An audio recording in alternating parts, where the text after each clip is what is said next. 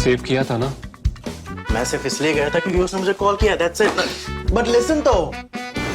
Save it for someone else. जिंदगी में save करना जरूरी है, मगर जब बात पैसों की हो, सिर्फ सेविंग से काम नहीं चलेगा। इक्विटी म्यूचुअल फंड्स में इन्वेस्ट कीजिए और अपने सेविंग्स को आगे बढ़ने का मौका दीजिए। Mutual fund investments are subject to market risks. Read all scheme-related documents carefully. At ThePrint generally and on Cut The Clutter in particular, we get away with doing really nutcase things, crazy things, or I would say very boring things. Why? For two reasons. One, because you are so smart. Our viewers, our readers, our listeners are really super smart people, all of you. And second, you are very forgiving. You are very forgiving. That's why I can think of talking about Africa once again today. Because of what's happened in a small country, not geographically very small, it's a large area, more than 12 lakh square kilometers, but not that important a country if you look at the global picture, a country of 2.5 crore people, 2.5 crore of people who feature among the world's poorest people with a per capita income nominal of less than $600. In fact, just over $550. There's been a coup in Niger and a regime change. Why are we talking about that, right? You might say so much else is happening. There's a war taking place in Ukraine. There is stuff happening in India's neighborhood, in China. The Chinese President Xi Jinping, strongman, has fired his entire command, all the commanders of his rocket force, PLA rocket force. Why aren't we talking about it? We'll talk about that also in the course of time. But in the middle, we must not also overlook, because we are all pressed by events of the day, we tend to overlook what's happening in distant places. So Niger is important and we talk about that, and we'll explain to you first why Niger is important. Before I go there, however, I will also remind you that we have done several episodes on Africa, because Africa is important. Africa is really important for not just for India, but you can see that all of the world right now is fighting many of its battles in Africa. US, Russia, China, France, European Union, all of them have interests in Africa, because Africa has the resources, it has the people, at a time when a lot of the world, including India by the way, earlier than it's been imagined, will start seeing a decline in population or aging of population. Africa it is that will be producing more people. So that is one thing. The other thing is, Africa has a lot of natural resources, including the natural resources that go into electric vehicles and now in alternate sources of energy as well. So Africa is really, it's always been critical, now even more so, and big power rivalries are now taking place in Africa. That is the new playground, and that's why what's happened in Niger is also important. So let me just refer you to some of the earlier episodes that we've done, and I will share these links with you with the description. If you want, you can go back to them. So there is one, the latest one was on Sudan, after the fighting started there, and the fighting is still going on. That is episode 1216 1216. There was one on Ethiopia, episode 778. Then we had one on the crisis group report on the Sahel region. That's where Niger also belongs. In fact, in the very heart of the Sahel region, and you can see the Sahel region, or what is called the Sahel region, or the Sahelian Africa on your screens right now. That's a belt. That's a belt of the most backward, driest, poorest countries or regions, stretching from the Atlantic in the west to Indian Ocean in the east. Say from Guinea in the west. In fact, in the west, if you see, there's a knot of countries: Guinea-Bissau, there is Senegal, and then you go right to the other side, to the eastern side, to Sudan. That is the poorest part of the world. The largest continuous zone in the world of countries under military rule. In fact, Niger was the one exception to this. Of the 6 major countries in the Sahel region, Niger was the only exception which had a democratically elected government, although elected only 2 years back. Niger's had a tough time. Niger became independent in 1960. Since then, it has had 5 coups. and 7 republics, which means 7 different constitutions. But the last one was seen to be a fairly good election, a sound election. A modern leader was installed as the president. That leader has now been thrown out. In fact, he disappeared because his own security chief took over power, and we don't know very much about where the leader is, Mohammad Bazoum. And the last domino has fallen. That's not my line. That line I take from Declan Walsh, who is the chief Africa correspondent for the New York Times. And he's used that line in his article. And some of the detail also I take from his article. I'm sharing a link of the article with you. So once again, if you go back to our earlier episodes, the crisis group report on the Sahel region in Africa, there was an episode specifically on Burkina Faso and the Sahel region. Burkina Faso also is one of the major countries in the Sahel region. That was 817. So you can check all of these out. Plus, we had done one more, which was a bit cheeky, where we said that everybody keeps saying that Sub-Saharan Africa is very bad. Sub-Saharan Africa, everybody wants to compare any country or any region which has very bad indicators with Sub-Saharan Africa. And we had, in that episode, we had tried to explain to you that Sub-Saharan Africa is also quite diverse, and in many areas, in fact, we should have humility, because the parts of our country, large parts of our country, in fact, may be doing worse than Sub-Saharan Africa. So that was like a reality check. I'm sharing a link of that also. Now back to what happened in Niger. So Niger, if you look at the Sahel region is also in so many ways is the home or the karm bhumi of Islamic jihadist militants anywhere in the world, because the area is so poorly governed, it is so distant and remote, that because Al-Qaeda as well as Islamic State have faced pressure everywhere, including in the AfPak region, the Middle East, Syria, everywhere.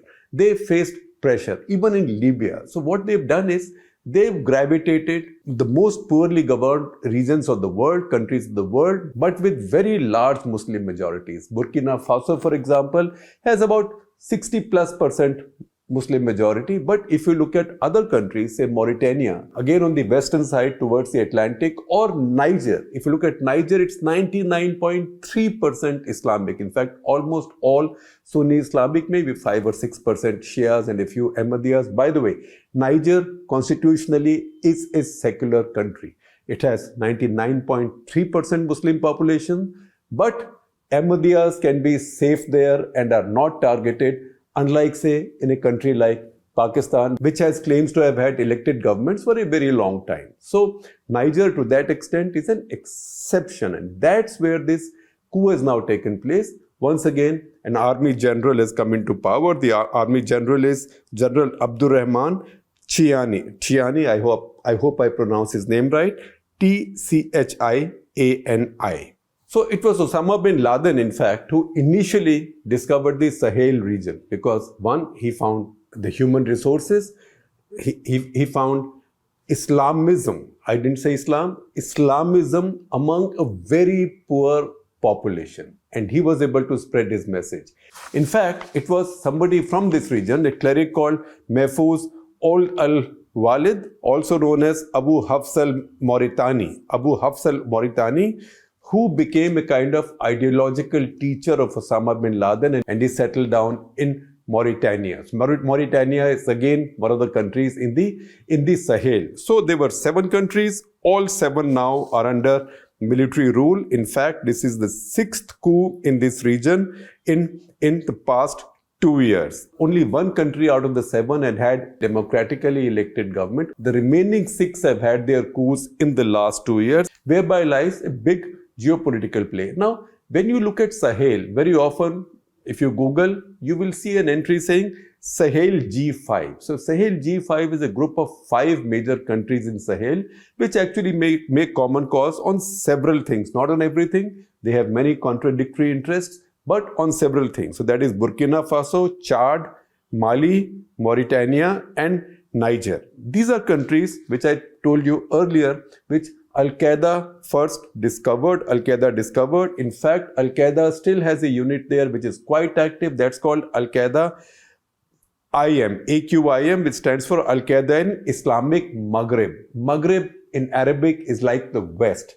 So this was the western edge of the Islamic world. That is why this is the region abutting the Atlantic Ocean. So this was the western edge of the growth of Islam, because this is the region where Al-Qaeda and Islamic Maghreb, that is AQIM, and also Islamic State in Sahel have been active, and they found sanctuaries that many Western countries have been operating there. So the French, for example, in 2014 launched a big counter-terror operation called Operation Barkhane, right? They sent a bunch of soldiers there, large units. Americans have been operating there.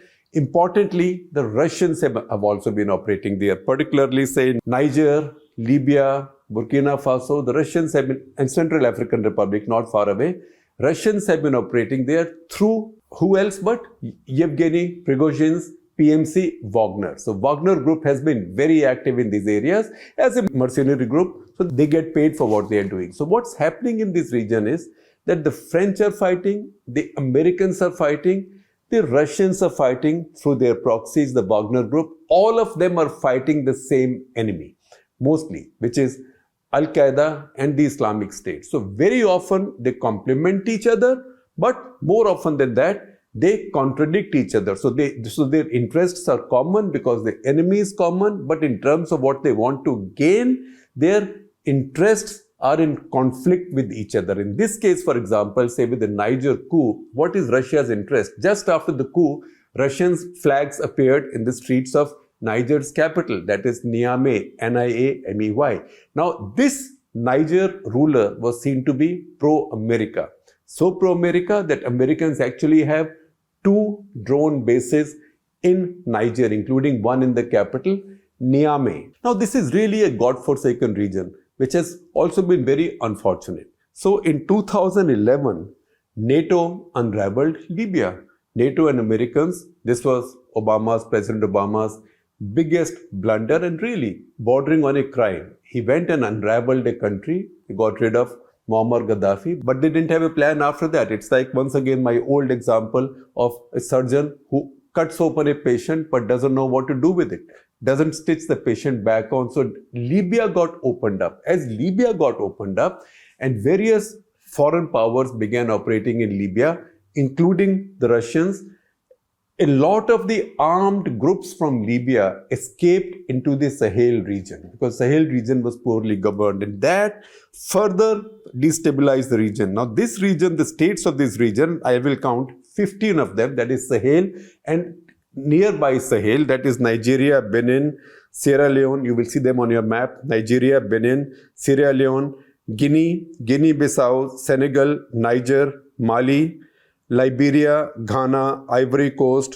Togo, Cape Verde, Burkina Faso, and the Gambia, right? These 15 countries, they also have formed a grouping. This grouping is called ECOWAS. ECOWAS stands for Economic Community of Western African States. Now, ECOWAS immediately, as this coup took place in Niger, immediately said they don't accept the coup and they will put sanctions on the new regime. Now, while this is going on, something else played out. Something else was playing out in St Petersburg. So in St Petersburg, at the same time, and listen, in life, particularly in geopolitics or in real politics, such things cannot be coincidences. That this coup has taken place in Niger at a time when in St Petersburg, the Africa-Russia summit is taking place, where Putin is speaking. Now, all the other Sahel region states have sent their heads of states have gone to attend the summit. The one head of state who did not go to attend the summit on whatever excuse was Mohammed Bazoum. He was the president of Niger. So, all right, you don't come to my party, you will not have your government, right? Sounds logical, right? Because you haven't come to my party under American pressure, under Western pressure. They are your allies. But you know what? I can get you out of your job. So while I'm holding my party in St. Petersburg and all your neighbors are there, you are out of your job and we will all take care of your country. So as this happened, 2 of the neighbors of Niger, their leaders, see their pictures. They are young people. In fact, one of them at 34 is probably the youngest ruler in the world right now. So President of the Transitional Council of Burkina Faso, Captain Ibrahim Traoré, and President of that's Mali's Transitional Council, Colonel Assimi Goyota. One is a captain, one is a mere captain, other is at least a colonel, right? These two have issued a statement jointly from St Petersburg saying that they are willing to help. They are willing to help Niger in this situation, and that they are asking Russia and President Vladimir Putin for help. So you can draw your obvious conclusions from that. The fact is, why is Niger so important? One of the reasons Niger is so important is that it is the 7th largest producer of uranium in the world, right? It has the worst end of the stick as far as a resource curse is concerned. The 7th largest storehouse of uranium lies in Niger. Practically all of that export takes place to France. France, in fact, mines its uranium directly in Niger. There's a French company, Uranium, which operates in Niger. Wouldn't the Russians want control of these uranium resources? Why would they leave these uranium resources to the French if they can get control of it through a quote-unquote friendly regime in Niger? So this is a much bigger game than something that plays out in a remote African country. So what the Russians are trying to do is to build a very large or enlarge their already existing anti-Western alliance in Africa. Why they do this? China is playing its own game in other states, many other large countries of Africa, through its BRI, by pumping money there, by buying up resources. See what's happening in Democratic Republic of Congo, which has the largest storehouse of cobalt, which is critical for electric vehicles. See what the Chinese are doing there. So while the Chinese are playing that game, Russians are building their own larger anti-Western alliance, and that's where Niger also becomes a very important factor. Look at what the Russians have been doing in the region, and I pick up some of the detail on why Niger is important and what Russia has been doing there from a comprehensive post by Velina Tchakarova. Velina Tchakarova is a strategic consultant based in Vienna. So you will see her tweet. It's a long tweet, it's a Twitter post on your screens, right? You will see it there. I will also share a link with you, and on the tweet you can see her picture as well and her description. She says that Russia showed with its military intervention in Georgia 2008, in Ukraine 2014 when they grabbed Crimea, in Syria in 2015, that they have the military power to go and intervene in other countries when it comes to serving their own interests. And they've also been reviving old Soviet channels of influence in Africa. Remember, in the 60s, in the 70s, in the heyday of the Cold War, a bitter war was also fought, or a bunch of proxy wars were fought between the Soviet power and the Western powers in Africa. So Russians, to list, signed military alliances with Chad, Nigeria in August 2017. Again with Guinea in April 2018, Burkina Faso in August 2018, and Mali June 2019. So this was a flurry of military alliances that the Russians under Putin signed up in this region. So what they are doing now in Niger and what might happen now fits into that picture. So here are a few reasons why Niger is important. I'm just quickly listing them for you in conclusion. Number 1, uranium we mentioned to you. Number 2, France, US and Russia both compete and complement in their counter-terror operations in this region.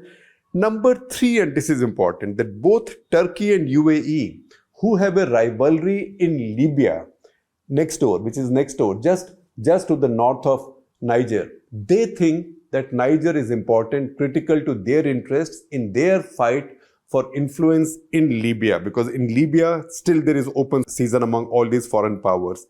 And next, this is an opportunity for Russia to extend its soft power, but also strengthened by Wagner. In fact, Prigozhin just said that he's dropping PMC from Wagner. So let's go that way. So Russia wants to use their soft power strengthened by or fueled by Wagner's hard power to create and enlarge its own constituency in Africa and undermine France. And it's not as if the Russians don't have anything to give Africa. They also have food. So Russia now They know that they have food dependencies in Africa, particularly with wheat, and now with Ukrainians struggling, they have that leverage as well. That's why Niger may be a small, forgotten, forlorn country having a coup, and African countries in the last 60-70 years have had almost 100 coups. So why do you care?